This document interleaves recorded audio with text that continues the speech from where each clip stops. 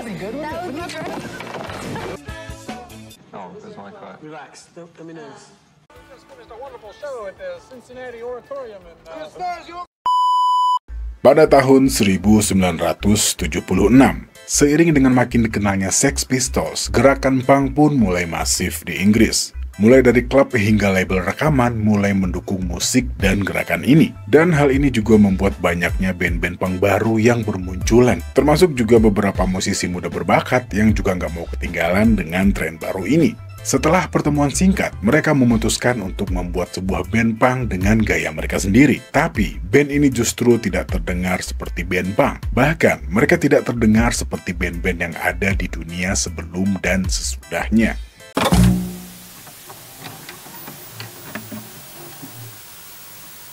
Assalamualaikum, halo teman-teman, selamat datang kembali di channel saya. Ya, kalau kita ngomongin The Police, mungkin pikiran kita akan langsung teringat dengan keunikan vokalnya Sting, atau permainan drumnya Stewart Copeland, atau mungkin ritme-ritme gitar yang dihasilkan oleh Andy Summers. Tapi, mungkin gak banyak yang tahu kalau awalnya The Police pernah berisikan 4 personil, atau fakta bahwa mereka sebenarnya adalah para musisi profesional dengan bakat yang luar biasa. Dan bagaimana awalnya band ini terbentuk, dan apa pula yang menjadi penyebab akhirnya mereka berpisah dengan situasi yang cukup panas di antara mereka. Yuk, kita mulai video ini. The Police sendiri awalnya diinisiasi oleh Stewart Armstrong Copeland. Stewart Copeland yang lahir pada tanggal 16 Juli tahun 52 di Virginia ini merupakan anak bungsu dari 4 bersaudara. Yang ayahnya adalah seorang perwira CIA di Amerika Serikat. Dan menurut dokumen yang dirilis oleh CIA pada tahun 2008, ayahnya juga merupakan salah satu anggota pendiri OSS dan CIA. Ya, sepertinya dari sini kita udah bisa nebak ya, dari mana nama The Police berasal. Ya, setelah sempat pindah ke Kairo dan Beirut saat berusia 5 tahun, Stewart bersekolah di American Community School dan mulai mempelajari drum pada usia 12 tahun. Dia kemudian pindah ke Inggris saat berumur 15 tahun dan bersekolah di American School di London. Setelah lulus, Stewart pun melanjutkan pendidikannya ke perguruan tinggi di California. Lalu, setelah selesai dengan pendidikannya, Stewart kembali ke Inggris. Pada awalnya, dia bekerja sebagai rock manager untuk tour reuni band progresif yang bernama Curve Air pada tahun 74. Yang pada akhirnya, dia diajak menjadi drummer band ini di tahun 75. Ya, by the way ya, dua saudara Stewart yang bernama Miles dan Ian Copeland juga berkecimpung dalam industri musik saat itu. Miles Copeland adalah seorang pemilik sebuah label yang bernama IRS Records, sementara Ian nantinya yang akan menjadi manajer dari The Police. Ya, intinya yang ngurusin band inilah. Lahir dengan nama Gordon Matthew Thomas Sumner di Northumberland, Inggris pada tanggal 2 Oktober tahun 51. Dia merupakan anak sulung dari 4 bersaudara dan tumbuh di dekat galangan kapal yang bernama Wallsend, sebuah tempat yang juga sangat membekas dalam dirinya. Sebagai anak seorang pengantar susu dan juga seorang insinyur, Sting kecil juga ikut membantu pekerjaan ayahnya mengantar susu. Hingga saat menginjak umur 10 tahun, ia terobsesi dengan sebuah gitar Spanyol tua yang ditinggalkan oleh teman ayahnya. Gordon alias Sting ini bersekolah di St. Cuthbert Grammar School di Newcastle upon Tyne. Saat remaja, dia cukup terpengaruh dengan Cream dan Manfred Mann yang selalu dilihatnya saat mengunjungi klub-klub malam di daerahnya. Setelah meninggalkan sekolah menengah atas pada tahun 69, dia mendaftar di Universitas Warwick di Coventry, tetapi keluar setelah 1 semester karena pekerjaannya sebagai kondektur bus, buruh bangunan, dan petugas pajak, dan selanjutnya melanjutkan kuliahnya di Northern Counties College of Education dari tahun 71 hingga 74 dan lulus sebagai guru. Dan setelahnya mengajar di St. Paul First School di Cramlington selama 2 tahun. Pada saat itu, Sting sudah memainkan musik jazz yang dia lakukan di malam hari saat weekend dan saat istirahat dari kuliah dan mengajar. Dia juga bermain dengan Phoenix Jazzmen, Newcastle Big Band, dan Last Exit. Nama Sting sendiri dia dapatkan dari leader bandnya di Phoenix Jazzmen yang bernama Gordon Solomon, yang saat itu sering melihat Sting menggunakan sweater hitam dengan garis-garis kuning yang membuatnya terlihat seperti lebah. Di waktu lain, pertemuan antara Stewart Copeland dan Sting terjadi pada tanggal 25 September tahun 76. Saat itu, Stewart sedang melakukan tur dengan band rock progresif asal Inggris yang bernama Curve Air di Newcastle. Seorang jurnalis yang bernama Phil Sutcliffe mengajak mereka untuk melihat penampilan band jazz fusion favoritnya yang bernama Last Exit. Di satu sisi, Stewart sendiri tidak begitu tertarik dengan band dan musiknya, tapi dia sangat terkesan dengan permainan basis mereka yang tak lain adalah Sting. Dan setelahnya, mereka pun berkenalan dan saling bertukar nomor telepon. Singkat cerita, pada tanggal 12 Januari tahun 77, Sting yang baru menikah dan sudah mempunyai seorang anak pindah ke London dengan keluarga kecilnya dan berharap akan mempunyai karir yang cukup bagus setelahnya. Sesampainya di London, Sting pun langsung mengunjungi Stewart Copeland. Dan tanpa membuang banyak waktu, mereka pun langsung membicarakan musik dan melakukan jam session. Pada awalnya, Stewart mengajak Sting untuk membuat sebuah band proyekan dengan gaya musik punk, dengan alasan ingin membuat band yang simple, tanpa dandanan yang mencolok dan pastinya mengikuti tren pada saat itu.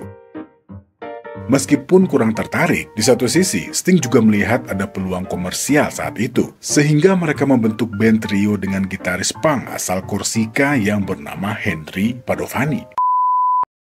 Henry sendiri adalah seorang musisi asal Perancis yang lahir pada tanggal 13 Oktober tahun 52 dan besar di daerah Aljazair dan Korsika. Henry mulai tertarik bermain gitar setelah mendengarkan Jimi Hendrix dan memulai bandnya di bangku sekolah bersama dengan teman-temannya. Singkat cerita, Henry pindah ke London pada bulan Desember tahun 76. Ya, kira-kira berapa tuh usianya? 20 sekian lah ya. Ya, lanjut. Henry sendiri mengenal Stewart Copeland saat seorang temannya membawanya ke salah satu pertunjukan terakhir band Curve Air. Meskipun tidak begitu berminat dengan penampilan band ini, setelah pertunjukan dia malah berkenalan dan mulai akrab dengan Stewart Copeland yang berakhir dengan obrolan musik dan juga membahas beberapa lagu yang ditulis oleh Stewart. Dan selanjutnya, Henry pun mulai diperkenalkan pada skena punk yang sedang naik daun pada saat itu. Singkat cerita, setelah mencukur habis rambut serta jenggotnya yang sepinggang, Henry kemudian direkrut sebagai anggota ketiga dari band barunya Stewart dan Sting. Yang di satu sisi, pengalaman dan influence mereka sangat berbeda jauh satu sama lain. Bahkan, menurut Henry, teman-temannya kaget saat mengetahui dia bisa bermain musik bersama para jenius ini.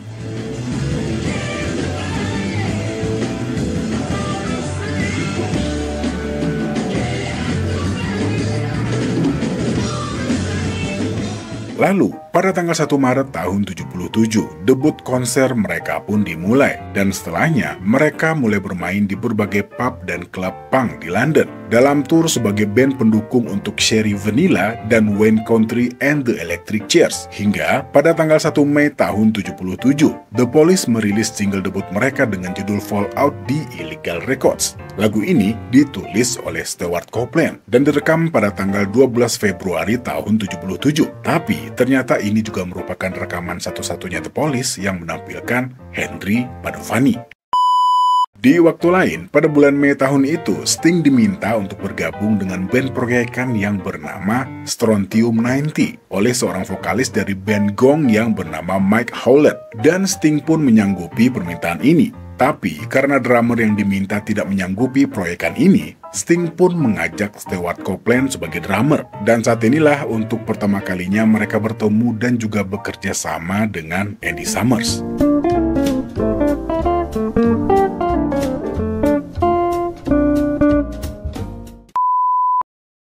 Andy sendiri adalah seorang gitaris berkebangsaan Inggris yang lahir dengan nama Andrew James Summers pada tanggal 31 Desember tahun 42. Ya berarti Andy paling tua di The Police. Mungkin sekitar 10 tahun, mungkin jarak umur mereka. Ya lanjut. Dan mulai bermain gitar di umur 10 tahun. Andy Summers sendiri memulai karir musiknya di usia 16 tahun dengan mulai bermain di klub-klub lokal. Dan pada usia 19 tahun, ia pindah ke London bersama temannya yang bernama Zoot Money untuk membentuk sebuah band yang bernama Zoot Money's Big Roll Band. Dan Andy sendiri sudah mulai menekuni dan berkecimpung di dunia jazz di saat usianya masih belasan tahun. Permainan gitar dan influence musiknya banyak dipengaruhi oleh Kenny Burrell, Jimmy Remini, Wes Montgomery, Charles Mingus, dan Miles Davis. Singkat cerita, setelah mengerjakan proyek musik ini, Andy pun diminta untuk bergabung dengan The Police. Di tempat lain, Andy mengiyakan ajakan ini dengan satu syarat. The Police tetap menjadi trio yang mau nggak mau mereka harus melepaskan Henry. Tapi karena mereka juga merasa punya keterikatan dengan Henry, permintaan Andy ditolak.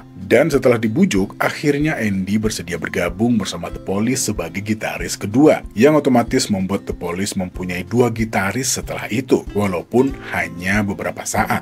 Formasi The Police dengan 4 personil hanya bertahan sebentar. Mereka hanya melakukan pertunjukan sebanyak 2 kali dengan formasi ini. Setelah sempat gagal dalam sebuah sesi rekaman, Andy pun memberikan ultimatum kepada band, dan dengan terpaksa mereka pun memecat Henry Padovani saat itu juga.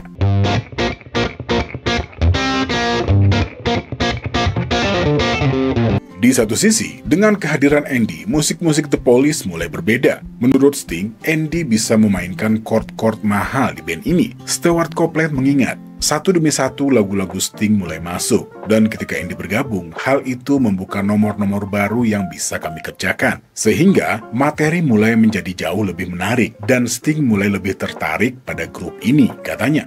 Dan pada tanggal 18 Agustus tahun 77, formasi ini pun bermain live untuk pertama kalinya di klub Rebecca di Birmingham, West Midlands. Walaupun masih menganggap band mereka adalah band punk, tapi setelah Andy bergabung, Sting merasa punya lahan yang lebih luas untuk karya-karyanya. Mereka bisa mengeksplor lebih banyak varian chord untuk lagu-lagu The Police. Di satu sisi, penampilan mereka bukannya tidak mendapat kritik dari para komunitas punk. Latar belakang musik dari ketiga musisi ini mungkin membuat mereka dicurigai oleh para penggemar punk. Salah seorang kritikus musik yang bernama Christopher Gable mengatakan, yang benar adalah bahwa band ini hanya memanfaatkan ornamen punk Inggris tahun 70-an, rambut pendek pirang yang diputihkan, Sting dengan pakaian terusan atau jaket militernya, Copeland dan gaya bermain drum yang nyaris gila. Bahkan mereka dikritik oleh band-band punk lain karena dianggap tidak otentik dan tidak memiliki kredibilitas jalanan. Apa yang mungkin diambil dari The Police dari punk adalah kekecewaan yang gelisah dan energik terhadap Inggris tahun 70-an, katanya. Di satu sisi, semenjak bergabungnya Andy Summers, Stewart Copeland merasa The Police tidak lagi menjadi band proyekan pribadinya. Dia merasa The Police bukan lagi tentang dirinya, dan bahkan Stewart sudah tidak lagi menyumbangkan lagu untuk The Police, yang menjadikan Sting sebagai penulis satu-satunya untuk band ini.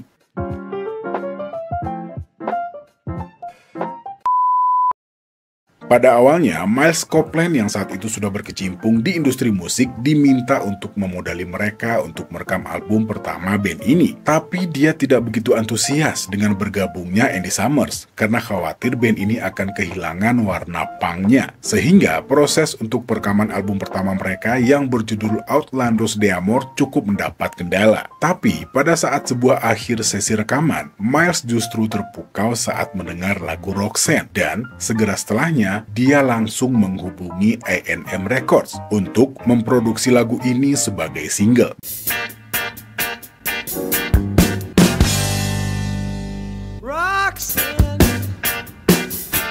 Dan hal ini pun berhasil. Tapi sayangnya lagu ini gagal masuk tengah lagu. Bahkan lagu ini juga gagal masuk ke dalam jam putarnya BBC dengan alasan ada unsur prostitusi di dalam lirik lagu ini. Tapi A&M tidak kehilangan akal. Mereka malah menuliskan kata-kata dilarang oleh BBC pada poster lagu ini. Sehingga lagu ini malah membuat penasaran para penikmat musik. Dan setelahnya, The Police membuat penampilan perdana mereka di televisi pada bulan Oktober tahun 78 pada acara The Old Grey Whistle Test di BBC 2 untuk mempromosikan album Outlandos d'Amour. Tapi kali ini lagu dengan judul Can't Stand Losing You beneran dicekal oleh BBC gara-gara sampul single yang menampilkan Stewart Copeland menggantung dirinya di atas balok es yang sedang dilelehkan, hingga menjadikan single ini hanya menjadi hits tangga lagu minor yang pertama bagi The Police dan memuncak di nomor 42 di Inggris. Single berikutnya yang berjudul So Lonely juga gagal mencapai tangga lagu, dan hal ini pastinya cukup membuat frustasi para personil The Police, ditambah dengan Andy Summers yang sedang menunggu kelahiran anaknya pada saat itu.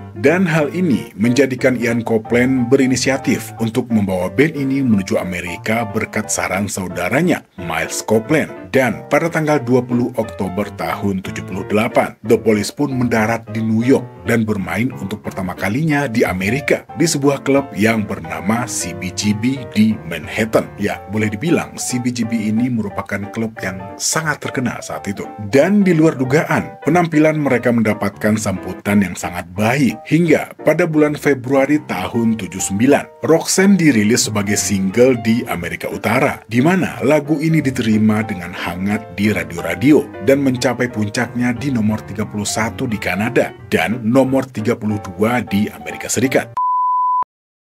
Setelahnya, mereka pun melanjutkan perjalanan selama 3 minggu dalam rangka mempromosikan band sekaligus album mereka. Tapi, hal lain pun terjadi di dalam band. Menghabiskan waktu selama 24 jam penuh selama 3 minggu dengan orang asing bukanlah hal yang mudah. Dan hal ini jugalah yang nantinya bakal membuat hubungan mereka menjadi panas. Tapi, di luar semua itu, nama The Police makin dikenal. Setelah dirilis ulang di Inggris pada bulan April, mereka kemudian membawakan lagu Roxanne di BBC One Top of the Pop. Sehingga rilisan ulang ini membuat band ini semakin dikenal luas di Inggris dan membawa lagu ini mencapai puncaknya di nomor 12 di UK Single Chart. Konser-konser mereka pun mulai penuh sesak. Para anggota The Police mulai mencuri perhatian para fans musik, terutama Sting dengan keunikan dan jangkauan vokalnya yang sangat mencuri perhatian khalayak. Dan sorotan terhadap Sting pun semakin menjadi-jadi setelah debut filmnya yang berjudul Quadrophenia pun mulai disorot oleh media. Pada bulan Maret tahun 80, tur dunia pun dimulai. Negara-negara di kawasan Asia sampai Eropa pun mereka sambangi. Dan dengan kondisi band yang belum kondusif sama sekali, perjalanan ini pastinya diisi dengan ketegangan di antara para member The Police. Pertunjukan-pertunjukan mereka diwarnai dengan wajah-wajah tegang antar personil. Semua hal yang ada di panggung menjadi masalah pada saat ini. Stewart yang merasa Sting terlalu lama mengobrol dengan penonton, sementara Sting kadang menyalahkan solo Stewart yang dirasa terlalu lama, dan lain-lain. Dan ditambah dengan perang kata-kata sampai adu fisik pun tak terhindarkan. Tapi di luar semua itu, tuntutan dari label untuk segera menyelesaikan album ketiga harus segera terlaksana. Setelah menyelesaikan tur dunia mereka, The Police segera masuk studio di Belanda dan merampungkan album Zenyatta Mondatta hanya dalam 3 minggu. Lalu, album ini dirilis pada tanggal 3 Oktober tahun 80 yang berisikan single Du Du Du. Ya tahu ya, dan menduduki peringkat 10 di Amerika. Walaupun album ini menghadirkan kekecewaan dari sang produser karena dirasa terlalu terburu-buru, tapi sebuah single instrumen yang berjudul Behind My Camel yang ditulis oleh Andy Summers malah mendapatkan Grammy untuk kategori Best Rock Instrumental, dan lagu Don't Stand So Close To Me memenangkan Grammy untuk kategori Best Rock Vocal Performance for Duo or Group. Dan ceritanya, setelah rekaman ini selesai jam 4 pagi, The Police langsung menyambung tur dunia mereka. Tapi di sisi lain, ketegangan di dalam band tidak dapat dihindari. Ego mereka mulai berperan besar. Di satu sisi, pada saat itu Andy dan Stewart menilai bahwa The Police sudah menjadi bandnya Sting. Dari mulai lagu sampai ke aransemen dimonopoli oleh Sting, yang menjadikan pertengkaran mereka saat sesi rekaman tidak dapat dihindarkan. Tapi di luaran sana, nama Sting juga semakin membawa The Police dikenal oleh khalayak ramai, dan mereka menyadari hal ini. Singkat cerita, album keempat The Police yang berjudul Ghost in the Machine dirilis pada tanggal 2 Oktober tahun 81. Album ini diproduseri oleh Hugh Padgham yang mengatakan kalau rekaman ini dilakukan oleh 3 orang yang sangat kompetitif, yang diwarnai dengan pertengkaran di dalam studio dan hal-hal lain yang membuat sang produser hampir menyerah melihat kelakuan mereka. Ya, dan album ini direkam di Air Studios di Pulau Montserrat, Karibia, kecuali untuk single Every Little Thing She Does Is Magic yang direkam di Le Studio di Morinhead, Quebec, Kanada. Pada bulan Januari tahun 81, album Ghost in the Machine menjadi album yang sangat laris di Amerika. Tiba-tiba saja, The Police masuk menjadi jajaran band rock dunia. Uang dan ketenaran pun datang silih berganti. Pada saat itu, The Police berada di puncak karir mereka.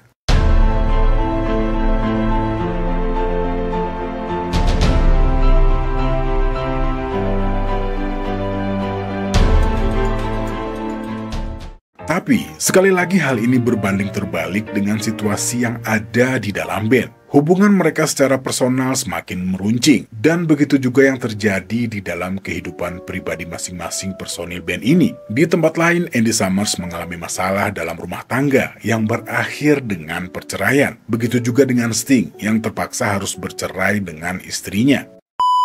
Pada Brit Award tahun 82 di London, The Police menerima penghargaan sebagai grup Inggris terbaik. Dan setelah tur Ghost in the Machine berakhir pada tahun 82, mereka pun mengambil cuti panjang dengan anggota yang mulai mengerjakan proyek mereka masing-masing. Pada saat itu, Sting sudah menjadi bintang besar, dan karir di luar The Police pun tak kalah gemilang. Setelah sempat beradu akting di film Quadrophenia, selanjutnya, pada tahun 82 Sting melanjutkan karir aktingnya dengan membintangi film Richard Loncran dengan judul Brimstone and Treacle, ditambah dengan lagu yang juga menjadi hits untuk film tersebut. Sebuah lagu cover yang berjudul Spread a Little Happiness. Di tempat lain, selama tahun 81 dan 82, Andy Summers juga merekam album solo pertamanya dengan Robert Fripp yang berjudul I Advance Mass. Sementara Stewart Copeland sibuk dengan kegiatan di dunia scoring musik.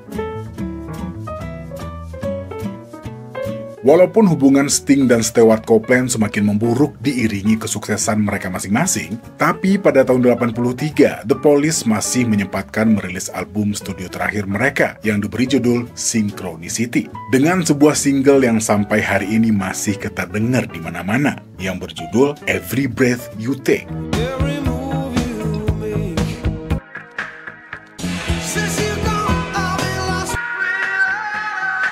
Dan sebuah single lagi dengan judul Wrap Around Your Finger, King of Pain dan Synchronicity Part 2, ya, Synchronicity 2 lah bacanya. Ya, dan pada saat itu, para kritikus musik sudah menganggap mereka sebagai band rock terbesar di dunia. Dan pastinya, rekaman album ini tentu dengan masalah. Ya, karena sudah tidak bisa lagi berada dalam satu ruangan, akhirnya masing-masing anggota merekam part-part mereka secara terpisah. Dan selanjutnya tur untuk album ini dimulai di Chicago, Illinois pada bulan Juli tahun 83. Dan selanjutnya pada tanggal 18 Agustusnya mereka bermain di depan 70.000 penonton di Shea Stadium, New York, yang juga pernah dipenuhi oleh para fansnya The Beatles. Mereka bermain di seluruh Inggris pada bulan Desember tahun 83, termasuk konser 4 malam yang terjual habis di Wembley Arena London. Dan tur berakhir di Melbourne, Australia pada tanggal 4 Maret tahun 84 di Melbourne Showgrounds. Dan di tahun ini juga, lagu Every Breath You Take terpilih sebagai pemenang Grammy untuk kategori Song of the Year. Selanjutnya, mereka pun beristirahat sambil melanjutkan karir dan memperbaharui kehidupan masing-masing. Andy rujuk dengan istrinya, dan Sting melanjutkan karir solonya dan juga menjalin hubungan dengan seorang aktris yang bernama Trudy Styler. Hingga pada tahun 86, Sting menghubungi kembali semua personel The Police untuk melakukan reuni untuk sebuah acara pada bulan Juni, untuk memainkan 3 konser yang masuk ke dalam tur Amnesty International A Conspiracy of Hope. Dan penampilan terakhir mereka di atas panggung sebelum bubar adalah pada tanggal 15 Juni di Giant Stadium, New Jersey. Mereka mengakhiri set mereka dengan lagu Invisible Sun, dengan menghadirkan Bono untuk menyanyikan bait terakhir lagu ini. Setelah selesai, mereka menyerahkan alat musik mereka kepada U2 untuk penampilan terakhir dengan sebuah lagu yang berjudul I Shall Be Released. Dan pada bulan Juli tahun itu juga mereka kembali masuk studio untuk merekam album baru. Namun, sayangnya Stewart Copeland mengalami kecelakaan saat jatuh dari kuda dan sama sekali tidak bisa bermain drum. Sebagai hasil dari reuni yang menegangkan dan berlangsung singkat di studio ini, lahirlah beberapa single remix dari lagu Don't Stand So Close To Me, Every Breath You Take, dan Do Do Do Di Da Da Da. Setelah upaya yang gagal untuk merekam album studio baru, The Police pun secara efektif bubar. Ya, sedikit informasi lagi, katanya pas merekam album kompilasi terakhir ini, mereka masih berantem. Ceritanya waktu itu Stewart Copeland kan udah nggak bisa main drum, jadi otomatis isian drumnya diganti sama drum machine. Dan mereka berantem gara-gara suara drum mesin siapa yang harus masuk ke dalam lagu-lagu ini. Aduh. Kacau memang. Ya lanjut. Dan masing-masing mereka pun melanjutkan karir solonya selama 20 tahun berikutnya. Sting melanjutkan rekaman dan tur sebagai artis solo yang meraih sukses besar. Andy Summers merekam sejumlah album, baik sebagai artis solo maupun berkolaborasi dengan musisi lain. Sementara Stewart Copeland menjadi produser soundtrack film dan televisi yang cukup produktif. Dan dia juga merekam dan melakukan tur dengan dua band barunya yang bernama Animalogic dan Oysterhead. Ya, dan pastinya setelah ini ada beberapa reuni kecil ya. Konser buat acara apa dan apa gitu. Tapi saya sempat lihat salah satu persiapan konser mereka dan memang kayaknya susah ya. Yang satu nggak bisa diatur dan yang satunya lagi pengen semua berjalan sesuai dengan konsep yang udah dia punya gitu. Jadinya ya susah sih. Pasti aja ada cekcoknya. Ya, mudah-mudahan secara garis besar, ya kita bisa melihat dan akhirnya bisa mempelajari sesuatu lah dari kisah perjalanan musik band fenomenal di dunia ini. Oke lah, kalau begitu, biar nggak makin lama, saya pamit aja deh. Ya, terima kasih buat teman-teman yang udah pada nonton. Assalamualaikum warahmatullahi wabarakatuh.